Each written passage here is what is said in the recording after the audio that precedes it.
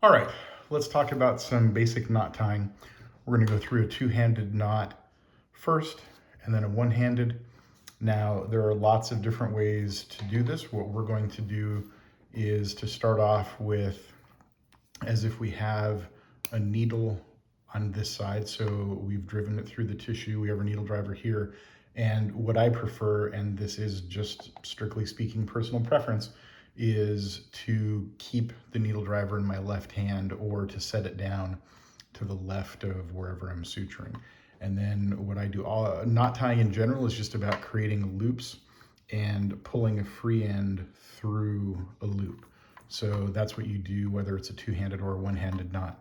What I do is I start off over the thumb. So again, we create the loop there kind of around my thumb, swing through at the finger, pinch between finger and thumb, swing it through this way, grab it here. So the free end here, the tail of the suture, is always in control. We're always holding on to it one way or another.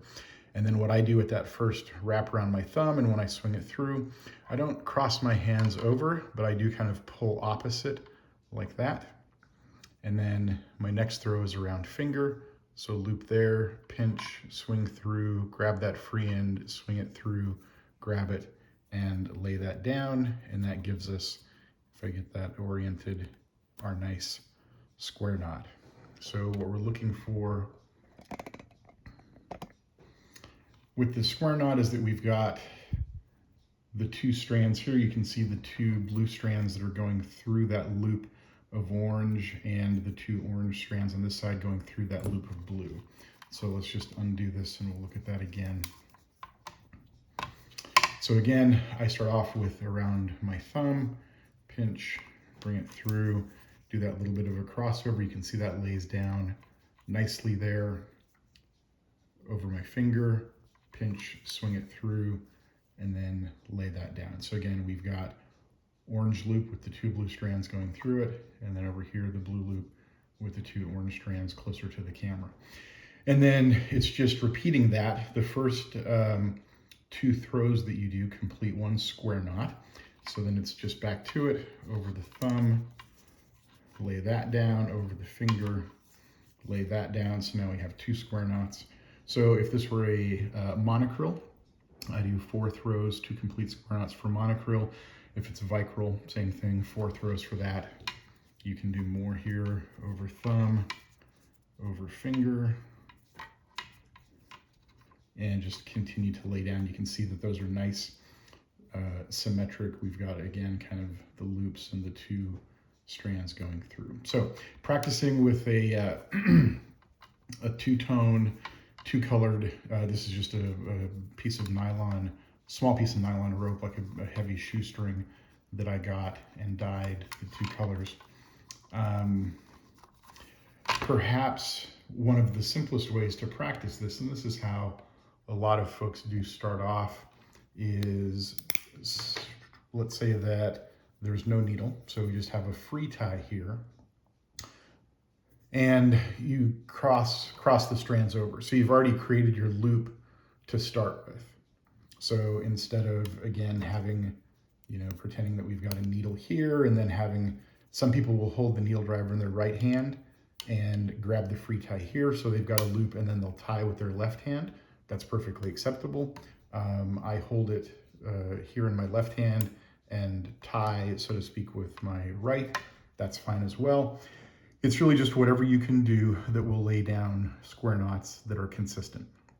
Again, you'll see a lot of personal approaches and personal opinions on how to do this, but what matters is the integrity of your knot. So as long as you're laying down true square knots and being able to keep enough tension on the suture that they don't turn into an air knot, you're fine. But again, beginning to practice, and I know a lot of you have tied knots of different varieties, and maybe you've really, grown pretty comfortable with the two-handed and even one-handed knots. That's fine. Just continue to practice that. But here we'll say we've got two free ends, a free tie, so to speak. No needle on it, so we can cross it over. No instruments here, and then start with finger. So again, we're looping over the finger. We've already got our loop kind of created for us there. Loop it over the finger, pinch, swing through, grab the blue, bring it through, and there's our first. And since we did that first one over finger, now we're going to come over thumb, pinch, swing it through. And I still find that I have to kind of, you know, pull oppositely like that. And again, there's our nice true square knot. So we've got the 2 blue strands coming through that orange loop and the blue loop on the other side with the 2 orange strands going through it.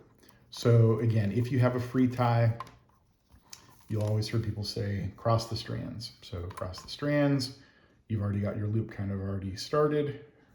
Over the finger, pinch, swing through, bring the blue, go down.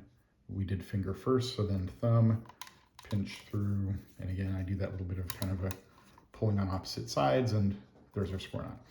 So that's a 2-handed knot. Let's talk about a 1-handed knot. And technically speaking, as long as you're throwing nice, consistent square knots, 1-handed or 2-handed knots should be equally secure.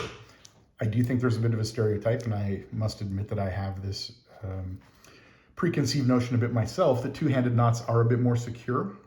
So I typically do 2-handed knots whenever possible, and especially for vascular pedicles where I'm really counting on a good tight ligature around it. But 1-handed knots sometimes just for access. If you're tying, say, during a TAH down around the uterine artery, I do 2-handed, but when I get to the vaginal cuff, or if you're really deep, sometimes 1-handed is what you need to do.